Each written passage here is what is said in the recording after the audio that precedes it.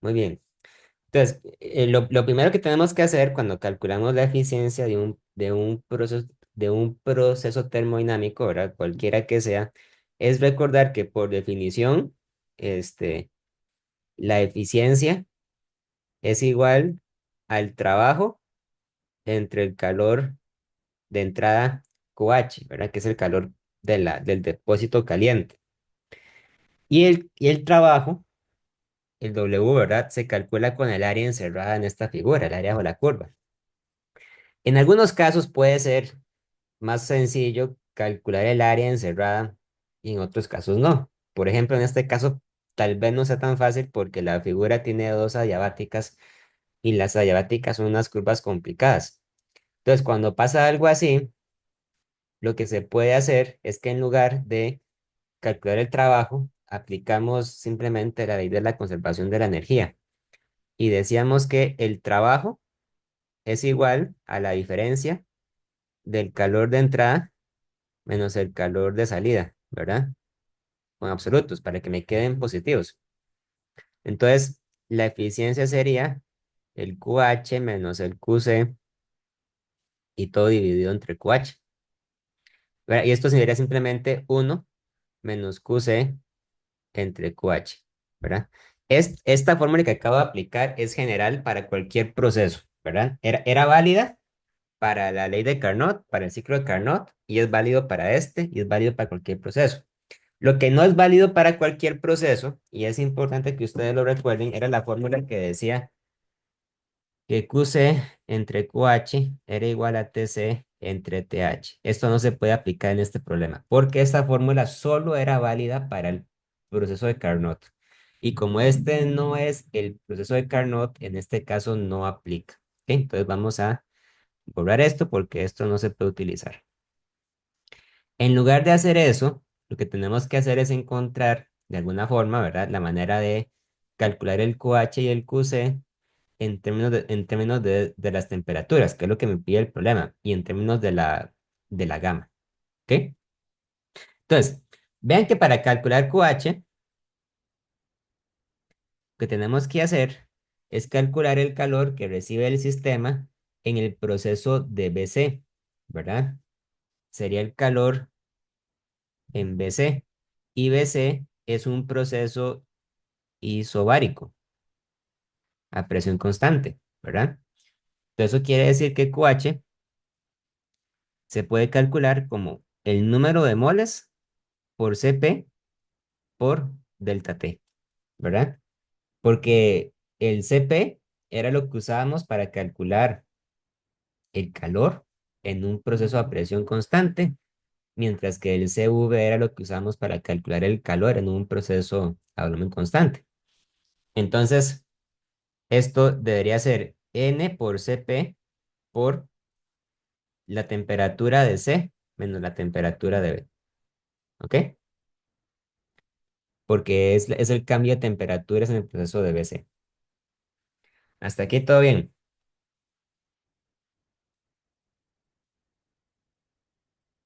Sí, muy fuerte. Muy bien. Ahora vean. Luego para calcular QC, vemos que QC es el calor del proceso de A. Y de A es un proceso isocórico, ¿verdad? O sea, volumen constante.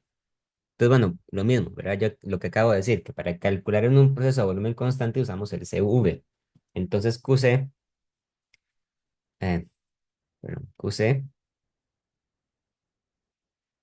es igual a N por CV delta T. En este caso, delta T es TA menos TD, ¿verdad?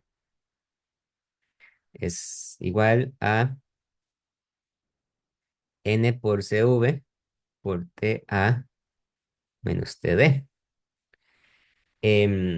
Aquí, ¿verdad? No usamos el calor del proceso de C a D ni de A a B, ¿verdad? Porque son adiabáticas. Y por definición, en una curva adiabática no hay calor. Entonces no se calcula porque el calor en esos está cero, ¿verdad? Entonces, cuando juntamos todo esto, ¿verdad? Nos queda que la eficiencia es uno menos el absoluto de QC entre el absoluto de QH, ¿verdad? Entonces sería uno menos el absoluto de, aquí sería NCP por TC menos TB entre el absoluto de NCV por TA menos TD y cierro absoluto. ¿Ok? Ahora, normalmente nosotros no nos preocuparíamos por el absoluto, ¿verdad? Es nada más para asegurarse de que sea una constante. Entonces, aquí tal vez sea una buena idea fijarse rápidamente en algunas de las propiedades importantes de los procesos adiabáticos, ¿verdad? En general. Recuerden que en un gas ideal, ¿verdad? Tenemos que la ecuación de estado es que la presión por el volumen es igual a nRT, ¿verdad? O bien que presión es igual a nRT entre volumen. La gráfica que estamos viendo aquí es una gráfica de presión y volumen, pero no de temperatura, ¿verdad? O sea, yo no puedo ver en el eje Y la temperatura y tampoco la puedo en el eje X. Pero vean que según la fórmula del gas ideal, a la hora de multiplicar presión por volumen, me queda que es igual a NR, que es una constante por la temperatura T, ¿verdad? Entonces, lo que esta ecuación me dice, así en palabras sencillas, es que cuando la presión aumenta y el volumen es constante, la temperatura aumenta, ¿verdad? Y también, cuando el volumen aumenta y la presión es constante, la temperatura también aumenta. Entonces, lo que esto quiere decir es que en una gráfica de presión contra volumen, la temperatura suele aumentar cuando nos movemos hacia la derecha y hacia arriba, ¿verdad? Es decir, entre mayor sea la presión y entre mayor sea el volumen, la temperatura debería ser mayor según, ¿verdad? Lo que dice la ecuación del gas ideal. Entonces, esto nada más es para justificar lo siguiente. Eso implica que la temperatura de C es mayor que la temperatura de B, porque el punto C está más a la derecha que B. Pero por otro lado, la temperatura de D también es mayor que la temperatura de A, porque el punto D está más arriba que el punto A, ¿verdad? Y como yo estoy calculando valores absolutos, vean que aquí yo no puedo poner TA menos TD, porque me daría negativo, ¿verdad? Debería poner TD menos TA. Entonces, lo que voy a hacer ahora es quitar los valores absolutos, de manera tal que me voy a asegurar de que todas las cantidades que aparezcan sean positivas, ¿verdad?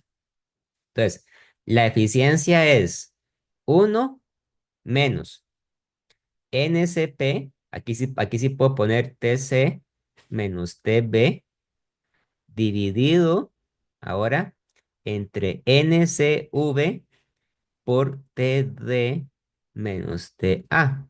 Y cierro paréntesis. ¿Ok? Aquí puedo simplificar, obviamente, ¿verdad? Yo puedo, ¿cómo se dice? Yo puedo quitar aquí,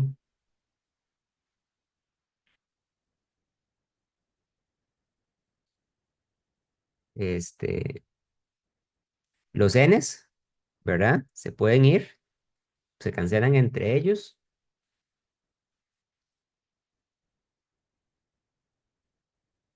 Ah, lo puse al revés. Mira, lo puse al revés. En vez de poner QC, puse Q. En vez de poner QC, puse aquí QH. En vez de poner QH, puse. Sí, claro, lo puse mal. Lo puse mal. Disculpen. Hay que invertir esto.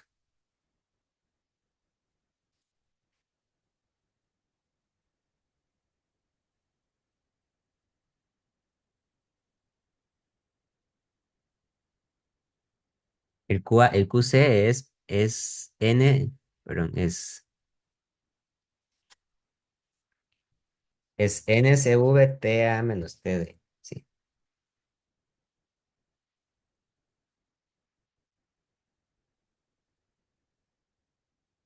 Y el QH es NCP por TC menos TB, ¿verdad? Y ahora, para quitar los absolutos, me queda que la eficiencia es de uno menos, ahora sí, NCV.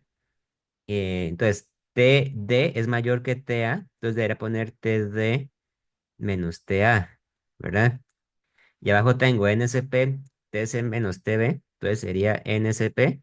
Y como TC si es mayor que TB, entonces voy a poner aquí TC menos TB, ¿ok? Simplifico, cancelo las Ns, ¿verdad? Y vean que ya casi me da. Lo único que me falta es poner esta gama aquí, ¿verdad? ¿De dónde sale esa gama? ¿De dónde sale eso?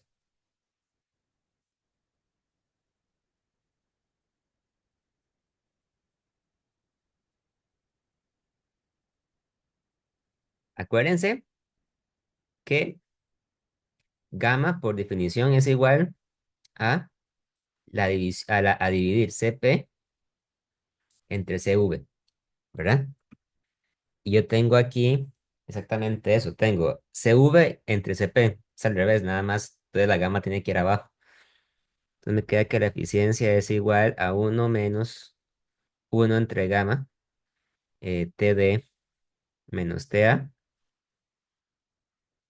entre TC menos TB. Y cierro paréntesis. Y ya me da el resultado que estaba buscando. ¿Todo bien hasta aquí?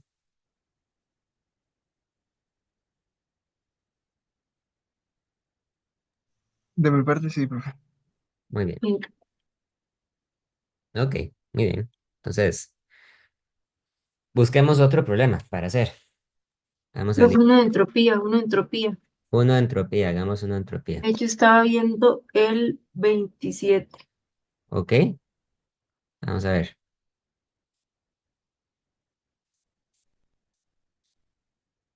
Este. Sí, el que está ahí. Ok, voy a copiarlo y lo voy a pegar en la pizarra. Ya voy.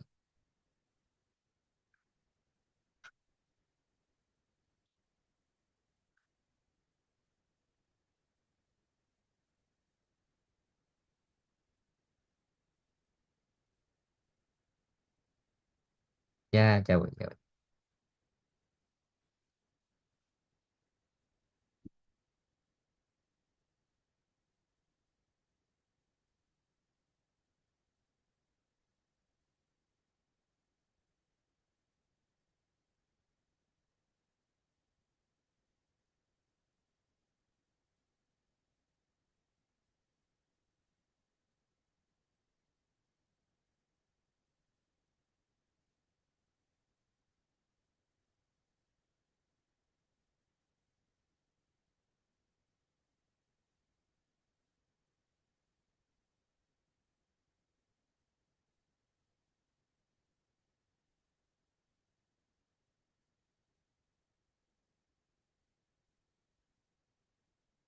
Dice, cuando una barra de aluminio se conecta entre un depósito caliente a 725 Kelvin y un depósito frío a 310 Kelvin, 2,5 kilojoules de energía se transfieren por calor del depósito caliente al depósito frío.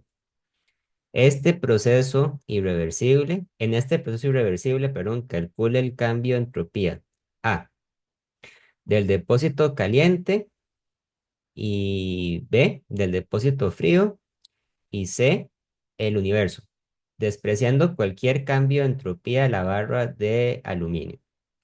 Esa clave es muy importante. Desprecia el cambio de entropía en la barra de aluminio. ¿Ok? Entonces, hagamos un dibujo esquemático para entenderlo. Digamos que, vamos a ver,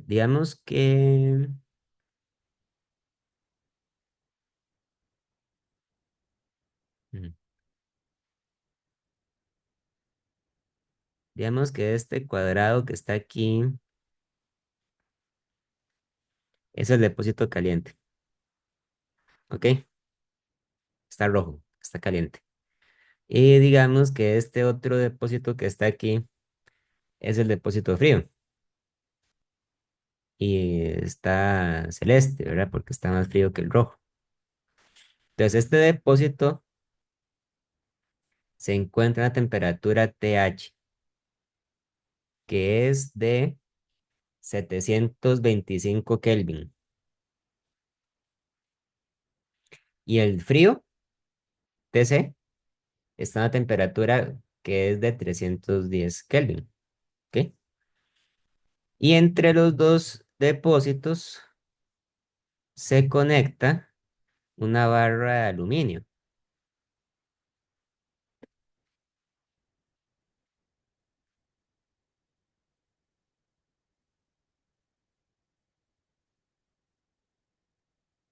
Entonces, según la segunda ley de la termodinámica, ¿verdad?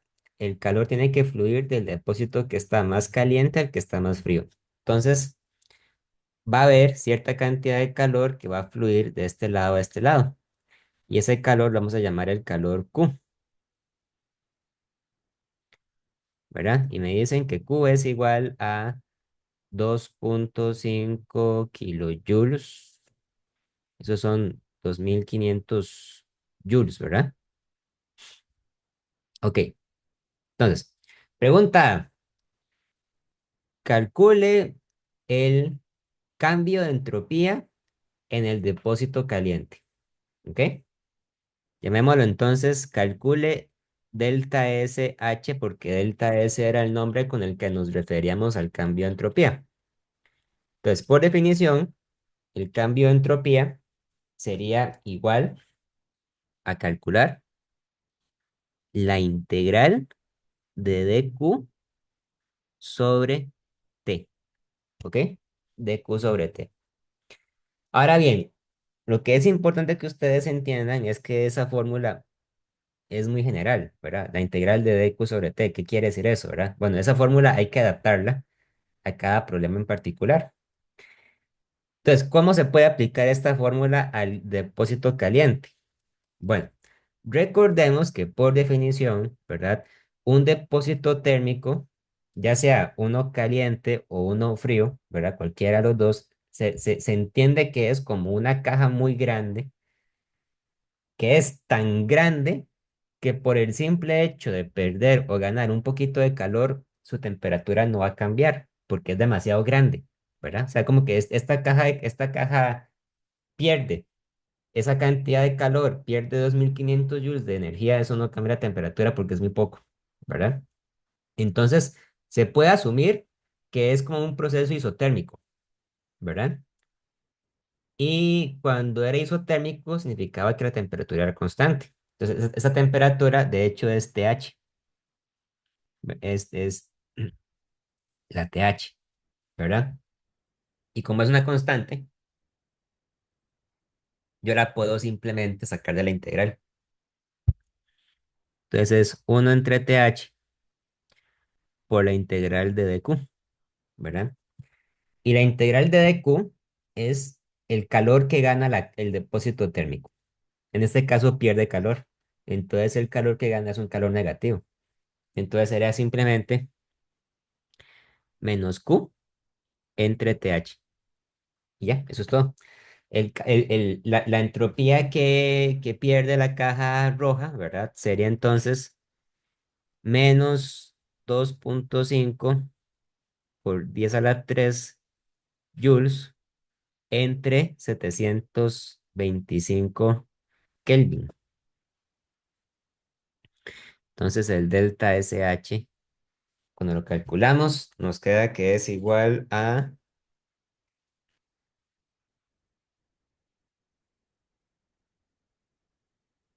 menos 3,45 Joule entre Kelvin, ¿verdad? Recuerden que la entropía se mide en unidades de Joule entre Kelvin. Y es negativo, ¿verdad? De manera, digamos, conceptual, podemos entender que un cuerpo pierde entropía cuando pierde calor, ¿verdad? Y gana entropía cuando gana calor. Entonces el depósito caliente pierde entropía. ¿Alguna duda con con esta parte, quiero decir?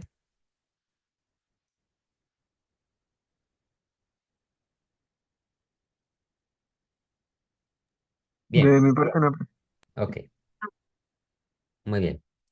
Ahora, la parte B me dice, ahora, calcula el cambio de entropía del depósito frío. Entonces, llamemos a este cambio de entropía delta SC. Y también la fórmula general es la integral de dq sobre T, ¿verdad? Bueno, lo mismo, ¿verdad? El depósito frío se supone que también es muy grande y como es tan grande, su temperatura no va a cambiar solo por el simple hecho de haber ganado una cantidad pequeñita de calor. Entonces se puede suponer que esa temperatura constante, su temperatura es el TC. Y como es constante, sale la integral. Entonces me queda 1 entre TC por la integral de dq, y esto es q entre tc. Vean que para el depósito frío el calor es positivo, porque en este caso el depósito frío sí está ganando calor, ¿verdad? Entonces es positivo. Y sería entonces igual a 2,5 por 10 a la 3 joule entre TC y TC eran 310 Kelvin, ¿verdad?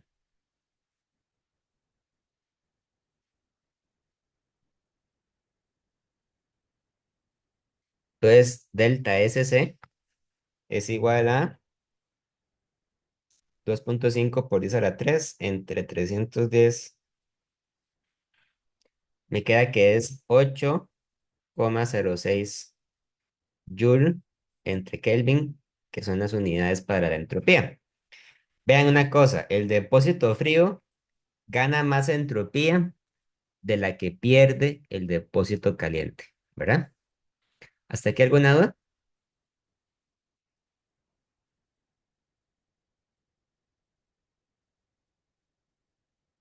No, en parte, profe, pero bueno, Ujú. quizás como para afirmar una idea que tengo, entonces esa fórmula aplicaría no solo para expansión libre, digamos, con gases, sino también para sólidos, la entropía junto con... También, sí, para cualquier cosa. Pueden ser, sí, en este caso vemos, uno piensa en sólidos porque es un problema de conducción térmica. También aplica. Ok, ¿Ok? Eh, la pregunta C dice, y calcule el cambio de entropía del universo, ¿verdad? Ahora, claro, ¿verdad? A ustedes le dicen eso y suena como que están calculando algo súper complicado, pero en realidad es algo muy sencillo. Cuando le dicen que calcule el cambio de entropía del universo, eso quiere decir que calculen el cambio de entropía de todas las cosas que hay, ¿verdad? Y en este caso, todas las cosas se refieren al depósito caliente, al depósito frío y a la barra. Pero la pregunta me dice también, despreciando cualquier cambio de entropía en la barra de aluminio.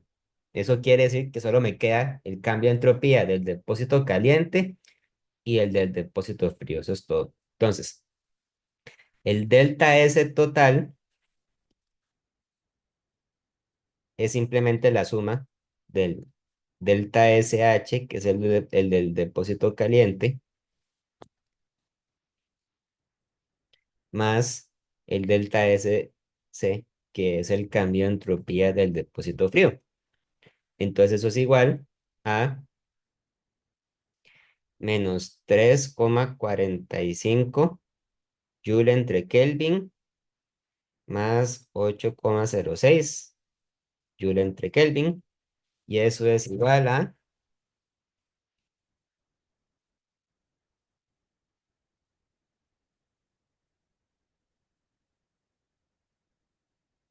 4,61 Joule entre Kelvin. Y aquí hay que reiterar algo muy importante. Esto es mayor que cero, ¿verdad? Eh, y tiene que ser mayor que cero, porque eso tiene que respetar la segunda ley de la termodinámica, ¿verdad? La segunda ley, en su enunciado final, digamos, lo que dice es que en cualquier proceso que suceda, el cambio de entropía de todo el universo tiene que ser siempre positivo, ¿verdad? sea, uno podría pensar, bueno, si el depósito caliente pierde entropía, eso en apariencia, ¿verdad? En apariencia parece como que va en contra de la segunda ley de la termodinámica, pero en realidad no, porque si en el depósito caliente se pierde entropía, en algún otro lugar del universo, en este caso en el depósito frío, aumenta la entropía y aumenta más de lo que disminuyó aquí, ¿verdad?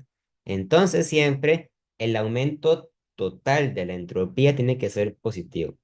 Si a la hora de calcular el aumento de la entropía del universo les da un valor negativo, está malo. Tiene que ser siempre mayor que cero. Y de hecho no es mayor o igual que cero. Siempre es estrictamente mayor que cero. Siempre la entropía va a aumentar. ¿De acuerdo? Está bien, profe. Muy bien. ¿Dudas con este? Todo bien, profe. Muy bien. ¿Les gustaría revisar otro problema? Sí, profe, bueno, yo no tengo problema. Sí, bueno, si usted podría, podemos realizar otro problema. Busquemos otra entropía. Entonces, vamos a ver.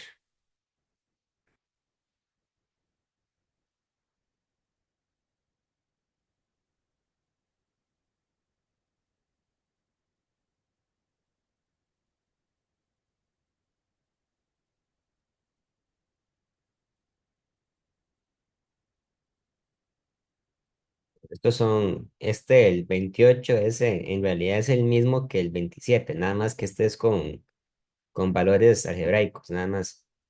Y el 29 es un problema ahí, un poquillo, digamos, de bateo, entonces ese no lo hagamos porque ese no es un problema estrictamente de cálculo. Vamos a ver, ¿cuál ponemos?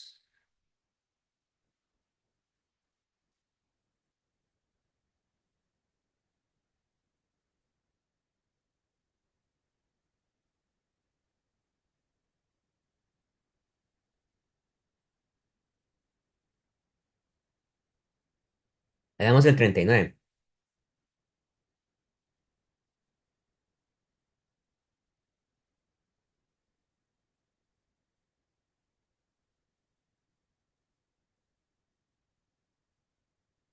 ya se los pongo.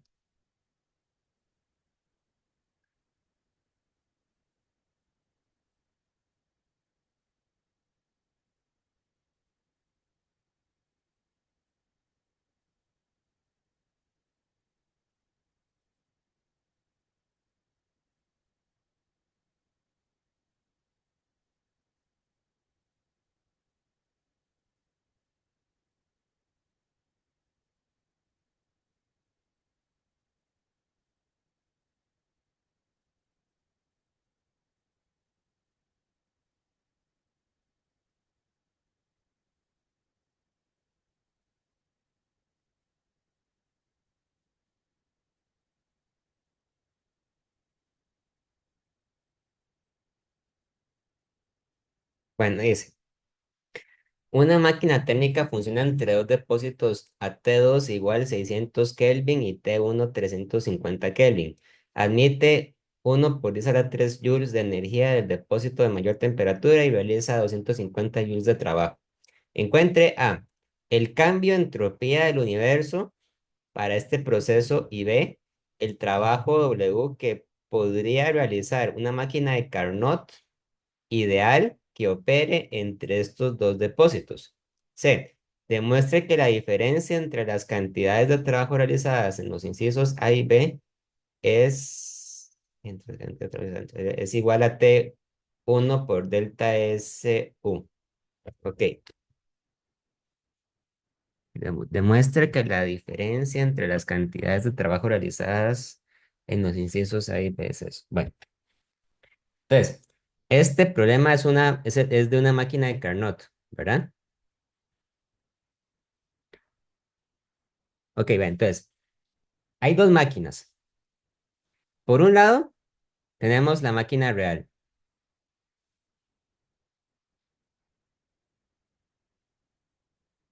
La máquina real, entonces, toma del depósito caliente una cantidad de calor QC, ¿verdad?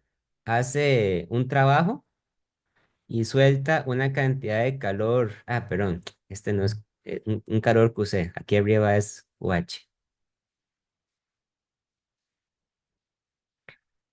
Y suelta este calor al depósito de temperatura TC, ¿verdad? TH son 600 Kelvin, TC son 350 Kelvin, QH son 1000 joules y el trabajo es 250 joules, ¿verdad? Y QC es la diferencia entre estos dos, ¿verdad? Si tomó 1000 joules de calor y produjo 250 joules de trabajo, la diferencia es 750 joules. ¿Ok? Vean. Y por otro lado, yo tengo la máquina de Carnot. La máquina de Carnot es más eficiente que la máquina real. Entonces, la diferencia es que la máquina de Carnot también se encuentra entre el depósito TH a 600 Kelvin, toma un calor QH, hace un trabajo y suelta un calor QC al depósito frío de 350 Kelvin. Pero en este caso la máquina de Carnot hace más trabajo, se supone, que la máquina real. En ambos casos hay que suponer que los depósitos térmicos se mantienen a una temperatura constante. Por lo tanto, es un problema muy parecido al problema que hicimos antes, ¿verdad? Yo voy a calcular el aumento de entropía de los dos depósitos térmicos y los voy a sumar y con eso calculo el aumento de entropía del universo. Entonces, de primero, vamos a considerar lo que pasa en la máquina, con el caso de la máquina real.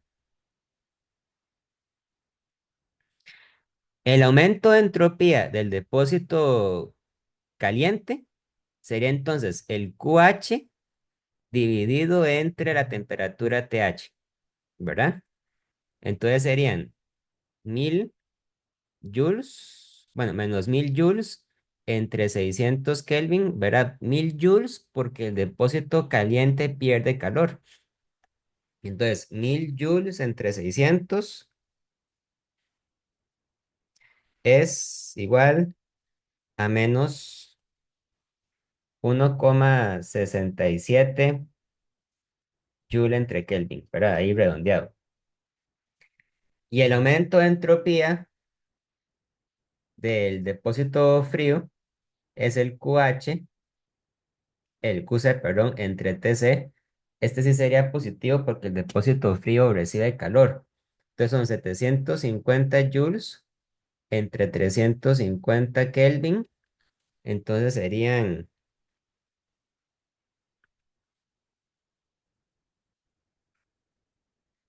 2,14 joule entre Kelvin. El depósito frío recibe más entropía de la que pierde el depósito caliente. Y entonces el aumento de entropía del universo sería la suma de estas dos cosas, ¿verdad? Eso sí, asumiendo que la entropía de la máquina no es importante. La entropía de la máquina puede ser complicada de calcular, así que la vamos a ignorar. Nada más vamos a tomar en cuenta el aumento de entropía de los depósitos. Entonces sería menos 1,67 joule entre Kelvin más 2,14 joule entre Kelvin y sería igual a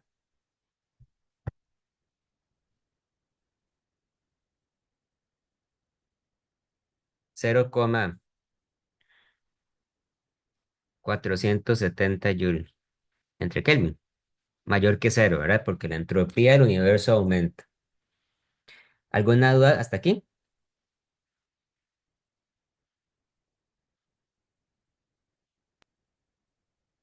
No, de mi parte, profe. Ok, vean, en 3 minutos se va a detener otra vez el video, así que voy a volver a cortar, pero me voy a devolver de inmediato para terminar el problema. ¿Está bien? Voy a cerrar entonces. Listo, profe.